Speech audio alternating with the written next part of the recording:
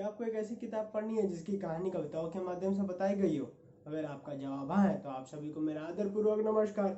स्वागत है आपका बुक्स विद न्यूज चैनल में, जहाँ मैं हर बार ऐसे ही बेहतरीन सवालों से जुड़ी हुई किताब आपके लिए लेकर आता हूँ। शुरुआत करने से पहले अगर आप मेरे इस चैनल पर नए हैं तो मुझे सब्सक्राइब करिए और बेल आइकन दबा दीजिए ताकि मेरी लेटेस्ट वीडियोस आप सभी के पास सबसे पहले पहुंचे। जिस किताब के बारे में हम आज बात करने जा रहे हैं उसका नाम है begin again by Atharva Deshpande.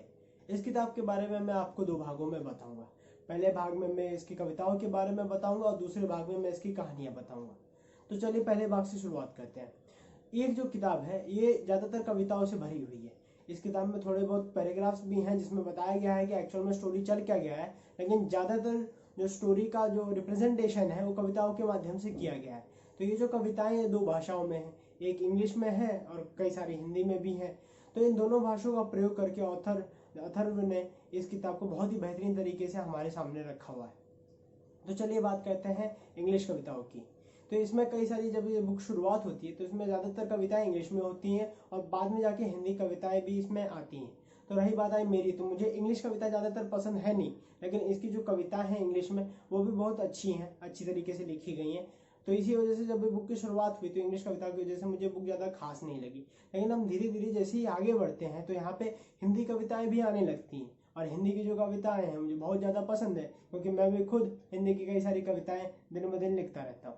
तो जब मैंने वो हिंदी की कविताएं पढ़ी तो ये बुक मेरे अंदर ही समा गई। ये बुक को मैं पढ़ नहीं रहा था, पूरी तरह से महसूस कर रहा था।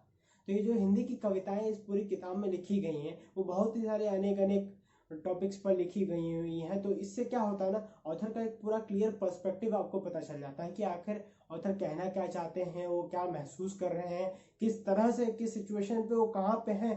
बहुत ही अच्छी तरीके से आपको उन कविताओं के माध्यम से पता चल जाता है। तो इसमें क्या हुआ, बीच बीच में जो कहानियों की थोड़ी बहुत लाइन्स दी गई हुई हैं उससे ये समझ में आने लगता है क्या स्टोरी में ये चल रहा है, ये सिचुएशन है। और उसके बाद जब कविताएं आती हैं तो आपको ये समझ में आता है कि इस सिचुएशन में ऑथर को आखिर अंदर से लग कैसा रहा है। अब चल जाते हैं इसके दूसरे भाग के ऊपर, जहां मैं आपको इसकी कहानी बताता हूँ। अब इस कहानी में ऑथर, जो हमारे ऑथर अथर्व है, वो पूरी तरह से अपनी प्रेम गाथा के ऊपर बताते हैं, जहां उनके जीवन में दो लड़कियां आती हैं। तो पहली लड़की जो उनके जीवन में आती है उसके साथ एक बहुत सही, वो एक मनाली के एक टूर पे गए रहते हैं जहाँ पे वो उससे मिलते हैं। तो बहुत अच्छे से सब कुछ चलता रहता है। धीरे धीरे कुछ बातें होती हैं, कई सारी घटनाएं होती हैं, साथ में कविताओं के माध्यम से हमें जानने मिलता है कि आखिर ऑथर के अंदर क्या क्या चल रहा है, कैसे उनके प्रेम के जो भाव हैं धीरे धीरे उमड़ के आ रहे हैं। तो जब वो चीज़ें चलने लगती हैं तो फिर अचानक कुछ अजीब सी घटनाएं हो जाती हैं, जिसकी वजह से उनका जो वो रिश्ता जो चलता रहता है, उनकी जो पहली मोहतरमा है हमारी, उनके साथ वो अचानक से टूट जाता है, वो दोनों अलग हो जाते हैं। तो ऑथर जो होते हैं यार वो वापस डिप्रेशन में आ जाते हैं, सैडनेस जो होते हैं उनको, दुख में बहुत एक दुख भरा फेज होता है जो उनके लाइफ में जो वो स्टार्ट हो जाता है। तो जब वो दुख भरा फेज होता है तो उसमें जो कविताएं लिखी गई हैं वो इतनी बेहतरीन तरीके से, हिंदी में जो कविताएं हैं वो मतलब आपको वो दर्द को आप फील कर सकेंगे अपने अंदर से, इस तरीके से वो कविताएं।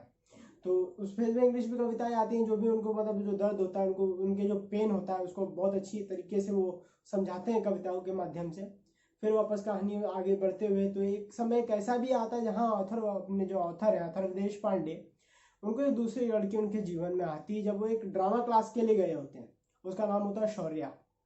तो ये जो लड़की होती है ये एक आर्टिस्ट होती है अंदर से, जो इनसे बहुत ज़्यादा बेहतरीन आर्टिस्ट होती है। तो ऑथर जो देशपांडे हैं वो एक ड्रामा क्लास के लिए एक जगह जाते हैं जहाँ पे सिलेक्शन प्रोसीजर होता है। तो जब वो सिलेक्शन प्रोसीजर के अंदर जाते हैं तब उनको पता चलता है यार यहाँ पे जुड़ना बहुत आसान नहीं है, बहुत मेहनत लगती है, और जो बहुत जिनके अंदर सही में कुछ ना कुछ होता है वो आगे जा पाते हैं। तो जो सर होते हैं वहाँ पे, जो मेन सर, उनका नाम होता है केवी। तो वो बहुत ही बेहतरीन सर है और उनकी क्लास जो होती है, जो उनका वर्कशॉप होता है, उसमें बहुत ही कम लोग पार्टिसिपेट कर पाते हैं, क्योंकि जो केवी सर है वो इंटरव्यू में उन लोगों को हटा देते हैं जिनके अंदर कोई कला होती नहीं।